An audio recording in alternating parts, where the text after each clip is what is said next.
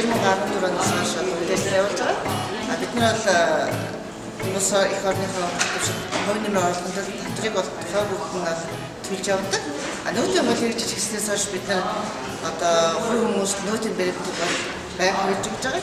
Хэдийгээр эмнэлгийн үйлчлэгээ нөөцөөр чиглэгдэх ч гэсэн бид нар суглаатай нөөцийн баримтаар хийж өгч байгаа.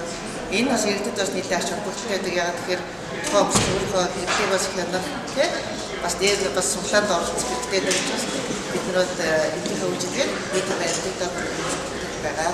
Дотрийн тухай хэлбэл манай хүмүүс мэддэг бол дотор бүрдүүлэлт нь ганцхан дотрийн байгууллага гэж биш. Ерөнхий сүүлийн үед дотор ямар ч холбогдолтой байдаг юм хүмүүс мэддэг гэсэн байгаа.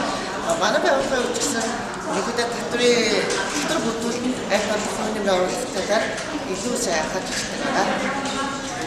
Эх оронч үзэл татвар төлөхөөс эхэлдэг.